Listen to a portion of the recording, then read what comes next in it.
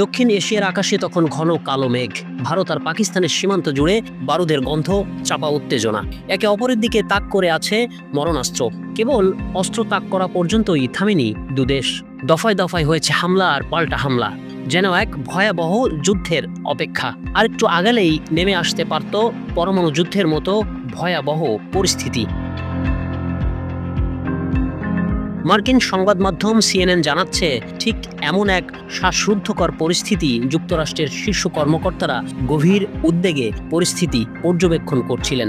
দেশটির president Donald Trump Bharat পাকিস্তানকে সংযত থাকতেও বললেন কয়েকবার। তবে দিল্লি কিংবা ইসলামাবাদ প্রথমে সে কথা গায়ে মাখেনি। তবে এরপরই ঘটল আসল ঘটনা।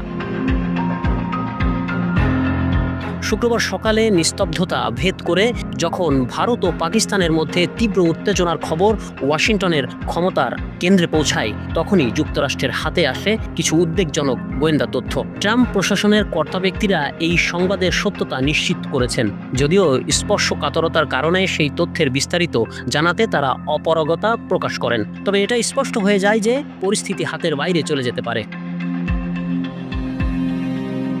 এই উদ্বেগজনক পরিস্থিতিতে যুক্তরাষ্ট্রের ভাইস প্রেসিডেন্ট JD ভ্যান্স আর কালক্ষেপণ করেননি। তিনি মনে করেছেন সেই মুহূর্তে যুক্তরাষ্ট্রের হস্তক্ষেপ অত্যন্ত জরুরি। তাই তিনি সরাসরি ভারতের প্রধানমন্ত্রী নরেন্দ্র মোদীকে ফোন করার সিদ্ধান্ত নেন। প্রেসিডেন্ট ডোনাল্ড ট্রাম্পকে নিজের পরিকল্পনার কথা জানিয়ে শুক্রবার স্থানীয় সময় দুপুরে মোদীর সঙ্গে টেলিফোনে কথা বলেন JD ভ্যান্স।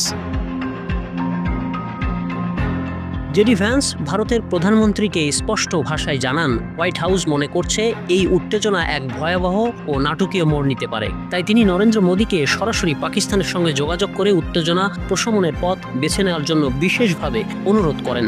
এর আগে এই বিষয়ে যুক্তরাষ্ট্রের সরাসরি কোনো হস্তক্ষেপের বিস্তারিত তথ্য পাওয়া যায়নি। তবে এক পর্যায়ে ওয়াশিংটন বুঝতে পারে পরমাণু শক্তিধর এই দুটি দেশ আলোচনার টেবিলে নেই, আর তাদের ফিরিয়ে আনাটা জরুরি। এই পরিস্থিতিতে JD ভ্যান্স মোদীকে পরিস্থিতি থেকে বেরিয়ে আসতে বলেন।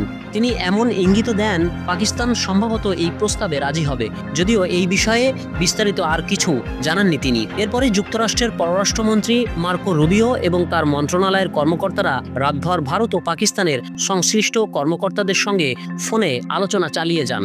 মার্কো রুবিও মঙ্গলবার থেকেই একটি যুদ্ধবিরতির সাধারণ ধারণার কথা জনগণের কাছে তুলে ধরেছিলেন। তবে মার্কিন প্রশাসন এই যুদ্ধবিরতি কিভাবে কার্যকর করা হবে সেই বিষয়টি ভারত ও পাকিস্তানের উপরই ছেড়ে দিয়েছিল। ভারত ও পাকিস্তানের পররাষ্ট্রমন্ত্রীদের সঙ্গে টেলিফোনে কথা বলার সময় মার্কো রুবিওর ঘনিষ্ঠ একজন কর্মকর্তা জানান, চলতি সপ্তাহে উত্তেজনা কমানোর জন্য যথেষ্ট চেষ্টা করা হয়েছে। বিশেষ করে এমন একটা সময় আসে যখন মনে হচ্ছিল উভয় পক্ষ আর কোনো আলোচনাতেই আগ্রহী নয়।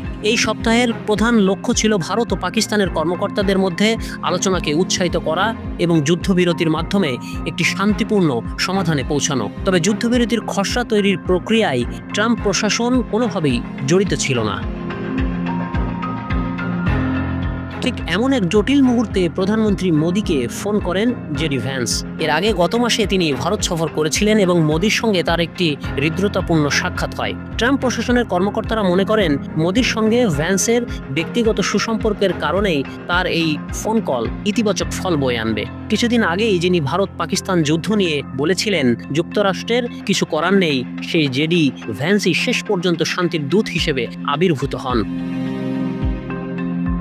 অবশেষে তীব্র লড়াইয়ের পর শনিবার উভয় পক্ষ যুদ্ধবিরতিতে সম্মত হয়। JD ভ্যান্সের কূটনৈতিক তৎপরতা এবং যুক্তরাষ্ট্রের শীর্ষ কর্মকর্তাদের ঐকান্তিক প্রচেষ্টা দক্ষিণ এশিয়াকে এক সম্ভাব্য ভয়াবহ সংঘাতের হাত থেকে রক্ষা করে। এই ঘটনা আরও প্রমাণ করে আন্তর্জাতিক ক্ষেত্রে সঠিক সময়ে সঠিক পদক্ষেপ গ্রহণ শান্তি প্রতিষ্ঠায় কতটা গুরুত্বপূর্ণ ভূমিকা রাখতে পারে।